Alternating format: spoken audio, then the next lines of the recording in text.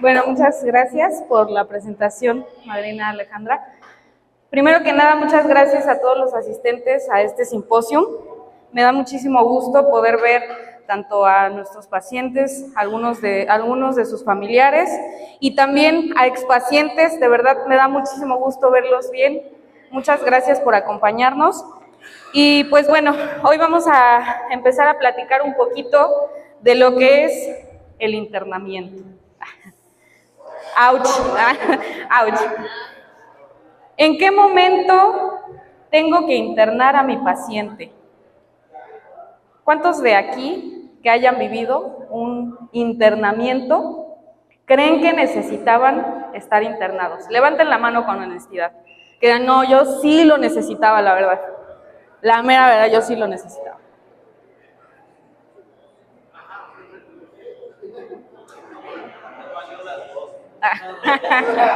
Ay, sí, cuánta conciencia. Mañana les doy su hoja de egreso. Ay, sí. ¿Y los demás? ¿Quién no levantó la mano? Varios, ¿no? Cuando hablamos de internamiento, creemos que el paciente, la persona con una afección médica, psicológica o de carácter psiquiátrico, tiene que estar en una condición extrema, ¿no? Por ejemplo, un simple caso de los más cercanos, cuando hablamos de personas alcohólicas o drogadictas, ¿qué es lo primero que se imagina la sociedad cuando escuchan alcohólico o drogadicto? Lo peor de lo peor, el que está tirado en la banqueta, ¿no? El que roba, asalta, mata, ¿no? ¿Qué más? Los apestados, el que huele feo, dice. ¿Dijeron algo más? El irresponsable. Bueno, pensamos en lo peor, ¿no? Entonces, muchas veces, ya lo decía la psicóloga Itzel, ¿cómo podemos identificar a una persona con un trastorno, con una problemática de carácter emocional o conductual? Es difícil, porque muchas veces, muchas personas que padecen algún trastorno mental, emocional o conductual, suelen ser, de cierta manera, funcionales, ¿no? Y el hecho de que sean medianamente funcionales no quiere decir que su problemática no sea grave o no sea importante, ¿no? Pensemos, por ejemplo, en pacientes, en personas con algún trastorno que han tenido un accidente grave bajo la influencia de sustancias psicoactivas. Pensemos, por ejemplo, en alguien que bajo una crisis psicótica amenazó a su mamá con un arma. Pensemos en alguien que en una crisis se encerró y dijo que todo el mundo lo quería matar, ¿no? Entonces, ¿creen que esas personas solamente con mucha disposición y echándole muchas ganas lo van a poder lograr? Ahí dicen mis pacientes, sí. Por supuesto que la disposición, la voluntad es importante, ¿no? Pero tenemos que identificar qué tan severa es la problemática. De acuerdo al DSM, que es el Manual Estadístico de Trastornos Mentales, que usamos normalmente los especialistas de la salud mental, los psicólogos, para diagnosticar un trastorno, por ejemplo, de consumo de sustancias, tenemos que tener ciertas características muy particulares. Que exista un malestar o un deterioro clínicamente significativo. ¿Qué quiere decir? Que ya se han visto afectadas una o más áreas de su vida. Por ejemplo, su pensamiento, su relación con su familia, el tema económico, el tema social, el tema legal, etcétera, ¿no? Uno o más intentos de abandonar el consumo sin éxito. Van a jurar, ¿no? Prometen a su mamá, mira, mamá, te lo juro por esta, y si no, aquí tengo otra, que ya no me voy a volver a drogar. ¿Ah? Existen múltiples intentos de dejar de consumir, pero no hay éxito. Normalmente fracasan esos intentos.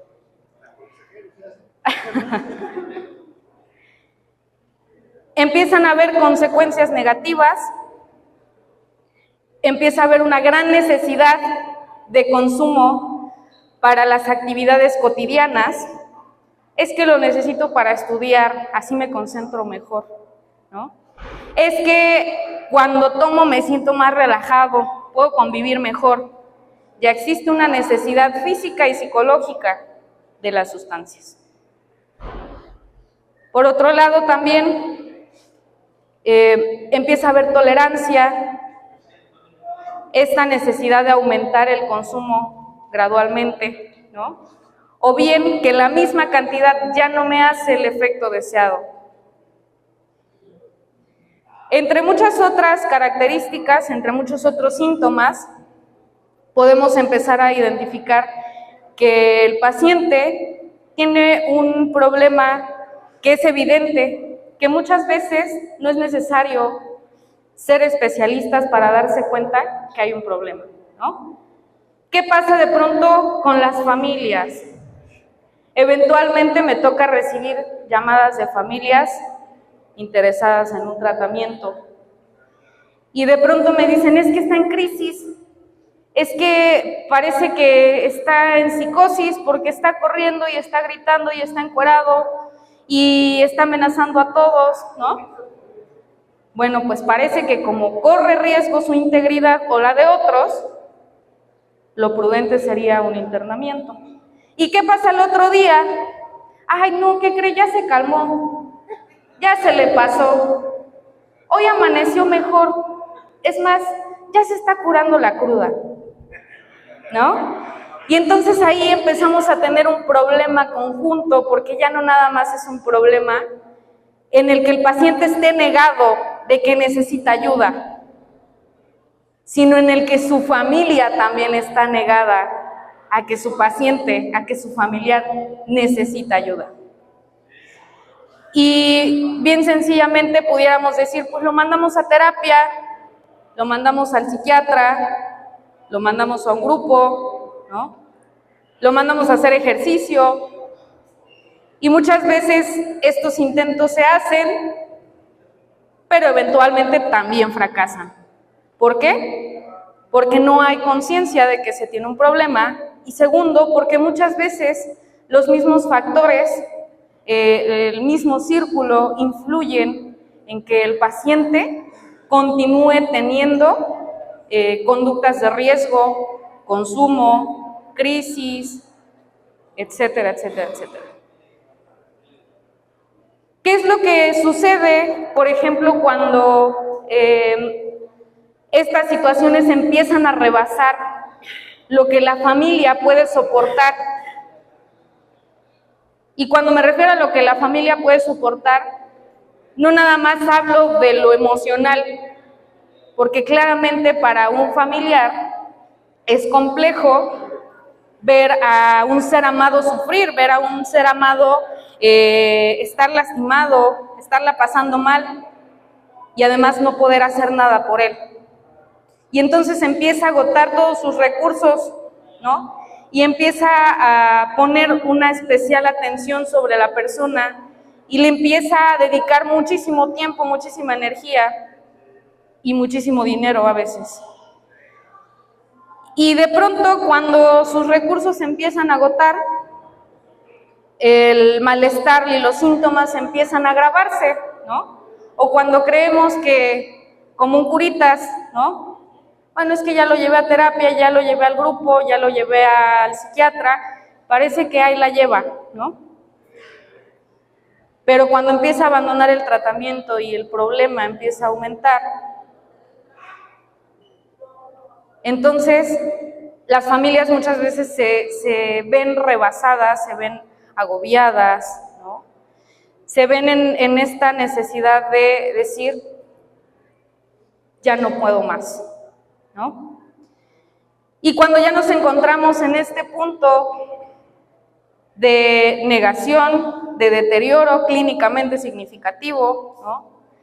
De riesgos para la persona o para terceros, es en ese momento en el que podemos pensar en que se necesita algo más. Cuando se interna una persona, también es bien común que las familias empiecen a ver mejorías, ¿no? ¿Qué tipo de mejorías? Ya están cachetoncitos, ¿no? Ya se les quitó el acné, ya no tienen ideas delirantes, ya no ven al diablo, ¿no? Ya no creen que les está hablando un poder superior, ¿no? Y entonces, ¿qué es lo primero que hacen? Ustedes no, muchachos, otros pacientes. ¿Qué es lo que hacen? Ya me curé. Mamá, hermana, papá, ya me curé, ya aprendí. Es más, aquí en la clínica, aquí en Aurora Novo, son buenísimos, ¿no? Son muy buenos. Tengo al mejor psicólogo, al mejor psiquiatra, a la mejor madrina, ¿no? Y entonces la familia dice, sí es cierto, tienes razón, ¿no? Ya vámonos a la casa. Ahorita le pido a Leslie que te dé de alta, ¿no? Y como en ese momento ha pasado poco tiempo de un tratamiento que tiene continuidad, y como ha pasado poco tiempo para lograr la conciencia de que tengo un problema y que necesito tratamiento multidisciplinario, es muy común que muy rápidamente empiecen a haber recaídas, ¿no? ¿Por qué? Pues porque de pronto los pacientes con un trastorno depresivo sienten este subidón y dicen, yo ya me siento bien, era todo lo que necesitaba, ¿no? Era todo lo que necesitaba estar, dormir bien, comer bien, estar con un grupo de personas, que me medicaran, que me dieran unas cuantas sesiones y ahora ya me siento súper bien. ¿Y qué suele suceder? Se suele abandonar el tratamiento, ¿no? Dejan de tomarse el medicamento, dejan de ir a su terapia, dejan de ir a una junta, ¿no? Y evidentemente nos vemos nuevamente en este proceso de declive y en el que los síntomas se siguen agudizando, ¿no? Y muchas veces tiene que ver con algo que se llama adherencia al tratamiento. La adherencia al tratamiento es qué tan comprometido estoy con estar en un proceso de atención, ¿no? Qué tan comprometido estoy con tomar mi terapia, con tomarme mi medicamento, ¿no? Pero esto no se va a lograr hasta que haya conciencia del problema. De acuerdo a la Organización Mundial de la Salud, se dice que se requieren alrededor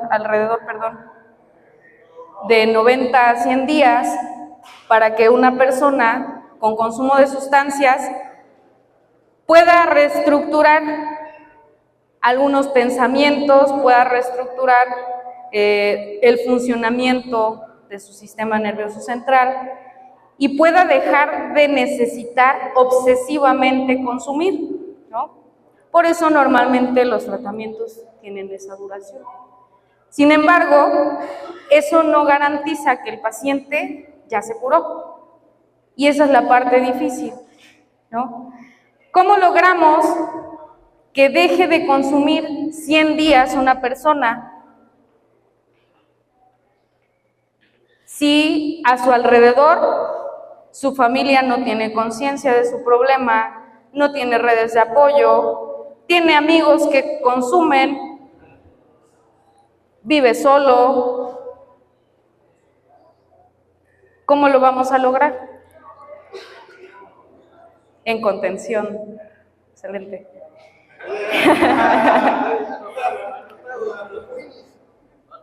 Y decían, la realidad es que la parte difícil no es llevarte a un internamiento, no es sugerirte que ya has agotado todos tus recursos. La parte difícil es adherirse al tratamiento, comprometerse con el tratamiento. Y ahí es donde les decía, muchas veces entra las redes de apoyo, la familia, los amigos, la comunidad misma,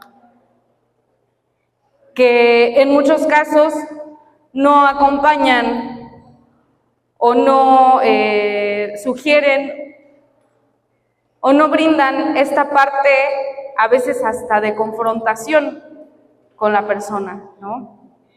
Sino que más bien por todo este desgaste, miedo que ya se generó, pues ya estamos, les decía, agotados, ¿no? Ya empieza a haber, ya los recursos se empiezan a agotar y lo empiezo a dejar, ¿no? Y les decía entonces, el tratamiento residencial no es la parte difícil. Cuando ya se ha identificado que solo no pudo, ¿no? Cuando ya se ha identificado que sus síntomas lo ponen en riesgo y ponen en riesgo a otros. La parte difícil es saber que es necesario, que no me gusta, que extraño mucho a mi hijo, que yo lo quisiera en la casa, que extraño mucho a mi hermano, que extraño mucho a mi papá que está internado. Esa es la parte difícil. Y a lo largo de estos años me he podido encontrar con todo tipo de familias, con todo tipo de acompañantes, ¿no? Desde los que tienen este gran miedo y esta gran negación, ¿no? Mi hijo no tiene un problema así de severo, ¿no? Lo que platicábamos al principio, cómo se ve un alcohólico, cómo se ve un drogadicto. Creemos que es necesario llegar hasta ese momento del tiempo para entonces buscar un internamiento. Y la realidad es que el tratamiento residencial nos ayuda, les decía, con el compromiso, ¿no? Con esta parte de hacer incluso hasta un hábito, de cambiar ciertos pensamientos, de reestructurar ciertas ideas, de entender, ¿no? Que no necesariamente tengo que llegar a las últimas consecuencias para saber que puedo estar en un tratamiento residencial, ¿no? Y les decía, a lo largo de este tiempo me he encontrado con muchos tipos de familias, entre ellos también los que por el agotamiento, por el agobio que ya les ha generado llevarlos de clínica en clínica, de anexo en anexo, de hospital psiquiátrico en hospital psiquiátrico, ya no tienen esperanzas. Ya no tienen esperanzas de que haya evolución, de que haya mejoría. Y entonces de pronto pues no los visitan, no les llaman, no tenemos apoyo, no tenemos acompañamiento. Y por otro lado también los que los quieren visitar todos los días, ¿no? Pero no se puede. Los que les quieren seguir resolviendo todas sus necesidades.